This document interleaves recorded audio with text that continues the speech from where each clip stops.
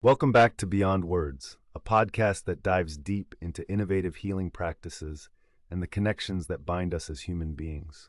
I'm your host. Today, we are exploring a fascinating topic: how art therapy adapts to meet the diverse needs of different populations.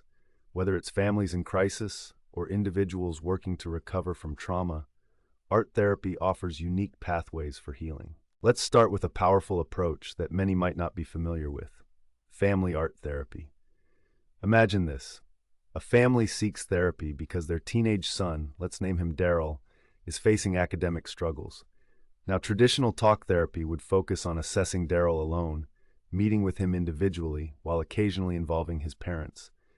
But family art therapy shakes things up with a more inclusive approach.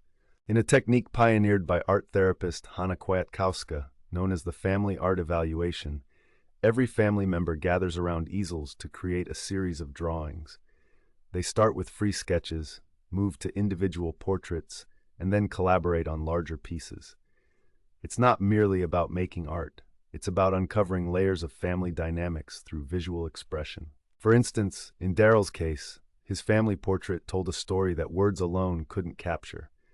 Instead of portraying his mother as an adult, he depicted her as an adolescent, mirroring his own age and mindset. This poignant visual representation illuminated profound family dynamics, suggesting that his mother's precarious entry into adulthood was being mirrored in his own struggles. The insights gained from this artwork were truly transformative. The art became a mirror, a reflection of not just their challenges, but also of their strengths, communication styles, and the essence of their family life. Paula Howie, a family art therapist, emphasizes that art therapy can unveil 8 core dimensions of family life. These include issues relating to life cycles, resilience, cultural context, and unconscious dynamics, among others. It's remarkable how all of these nuances can emerge in one drawing session. Now, let's pivot to another compelling application of art therapy: working with trauma survivors. Trauma can often live beyond the capacity of our verbal expression, especially if it's anchored deeply within our early life experiences.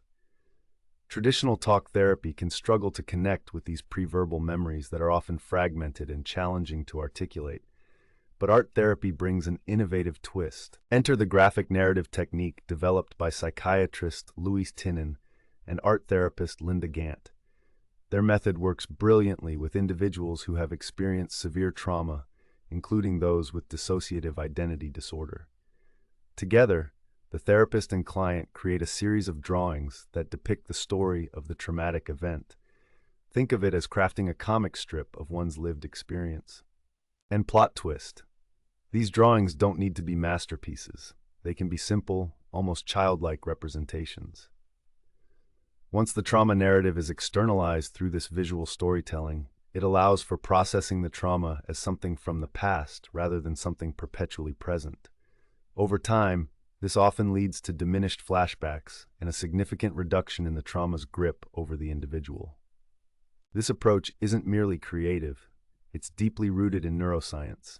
It taps into our brain's instinctual responses to threats and helps reorganize how traumatic memories are stored and accessed.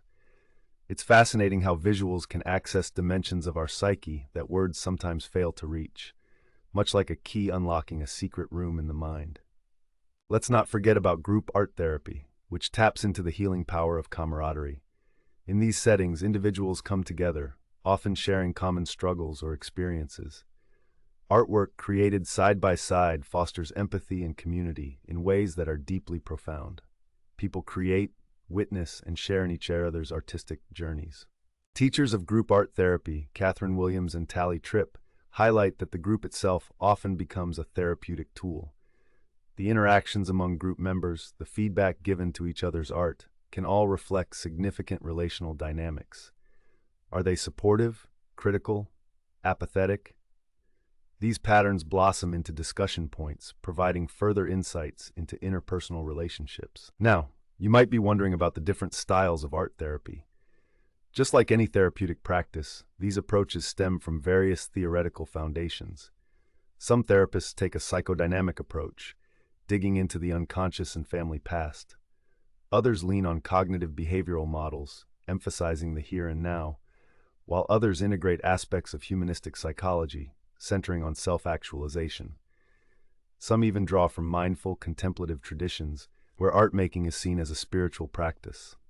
Surprisingly, despite these differing theoretical foundations, they all share a key insight. The act of making art is inherently therapeutic.